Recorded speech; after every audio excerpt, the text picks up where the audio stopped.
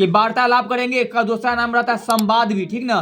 तो इसको स्वभाषण या संवाद भी कहा जाता है। स्वभाषण जेकरा में दू व्यक्ति बैठ कर बतियाएगा, तो वो होता की है कि दू गो व्यक्ति तीन गो व्यक्ति एक दूसरे में बात करेगा, तो उसमें कह देता है 10वां में कि अगर आपको पत्र लिखने न आता है, जैसे कहेगा कि प्रधानाचार्य के पास पत्र लिखे, अगर कोई व्यक्ति के न आता है तो उसके नीचे अथवा में देले रहता है और कहता है कि डॉक्टर और रोगी के बीच में बातचीत होगा, उसका एक संवाद लिखे, या शिक्षक एवं छात्र के बीच में कोई संवाद होता है उसका लिखे, दो मित्रों के बीच संवाद का पढ़ लिखे, यानी दो लोग ना कोई टॉपिक पर बात कर रहेगा, उस पर कुछ लिखने के लिए कहता है, तब उसी को वार्तालाप, उसी को संभाषण या संवाद कहते हैं। जैसे रोगी अब क्या करेगा, चाहे वो वाला में देखा हो ना पंडित जी वाला अथी में कॉमेडी में कि कहता है पंडित जी प्रणाम, तो कहता है खुश रहो, तो जजमान ऐसे मर गया है वो वाला, तो वही संवाद है, ये में होगा।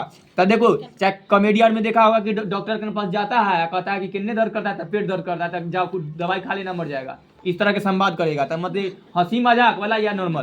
तो पहले वार्तालाप संवाद किसे कहते हैं, दो व्यक्तियों के बीच को वार्तालाप कहा जाता है अथवा संभाषण कहा जाता है। संभाषण का मतलब होता है दो व्यक्तियों का, कोई इधर से सवाल पूछेगा उन्हें से वो जवाब देगा, तो संभाषण अथवा इसको संवाद कहा जाता है। तब परीक्षा में बार बार लिखा रहता है रोगी एवं वैद्य के बीच संवाद लिखे। तो देखो क्या लिखेंगे, पहले रोगी आकर के बोलेगा, है ना, डॉक्टर कहेगा औषधालय में गया, मतलब कि हॉस्पिटल में गया, कहता है वैद्य जी नमस्कार, यानी कि डॉक्टर का, डॉक्टर साहब नमस्कार। अब डॉक्टर साहब कह रहे हैं, इसी लिखना पड़ता है, जिस पर कहे उस पर।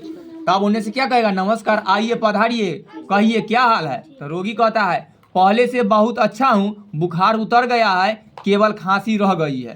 ठीक, वैद्य जी कहते घबराइए नहीं, खांसी भी दूर हो जाएगी, आज दूसरी दवा देता हूँ, आप जल्द ही अच्छे हो जाएंगे। तनका इसको मजाकिया बनाना है, मजाकिया नहीं बनाया जाता है, लेकिन इसे कहना है तो कर दो कि दवाई देते हैं मरने के बाद, जिंदा होकर पहले खा लीजिएगा। रोगी, आप ठीक कहते हैं, शरीर दुबला हो गया है, चला भी नहीं जाता है और बिछावन पर पड़े पड़े तंग आ गया हूँ। फिर वैद्य जी कहेंगे चिंता की कोई बात नहीं है, सुख दुख में तो लगे ही रहते हैं, कुछ दिन बाद आराम हो जाएगा। इस तरह कुछ टॉपिक पर बात होगा और उसके बाद अंतिम में देखो रोगी, अच्छा धन्यवाद, कल फिर आऊंगा। वैद्य जी कहेंगे अच्छा नमस्कार, इस तरह से खत्म।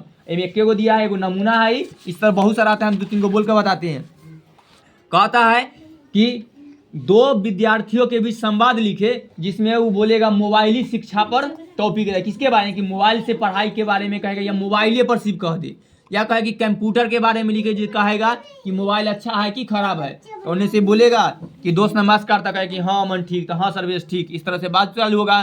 कहेगा कि हम तो मोबाइले से बहुत दिन फ्री फायर खेलता था, सर्वेश नहीं गंदा बात, मोबाइल से नहीं खेलो, मोबाइल पढ़ सकता है, मोबाइल का अच्छा यूज करो। फिर सर्वेश वो खेलते हैं, तो ये कहेगा, तो एगो कहेगा कि ना अच्छा बात है कोई, क्योंकि हाँ आजकल सब लड़का मोबाइल लेकर बिगड़ गया है। तो एगो कहेगा कि तो ना कुछ लोग लेकर मोबाइल से सुधरू गया है, अच्छा अच्छा चीज देखता है, उसे पढ़ता है, उसे ठीक ठाक करता है, पैसों कमाता है मोबाइल से, तो ये अच्छा लिखेगा। इस तरह हुआ। फिर कहेगा कि हाँ इससे बहुत कुछ सीखता है, तब कहेगा कि हाँ आविष्कार की जननी, आवश्यकता ही आविष्कार की जननी है, लोग तो आविष्कार कर दिया है, उसको जरूरत था, लेकिन इसका दुरुपयोग हो रहा है, तो इसका सदुपयोग भी लिखेगा, दुरुपयोग इस तरह से। उन्हें से रमेश बोलेगा, उन्हें से सर्वेश, अमन, इस तरह से दुओं के बीच के वार्तालाप जितना मन है उतना लिख देगा, एक पेज कम से कम पूरा दिया जाता है।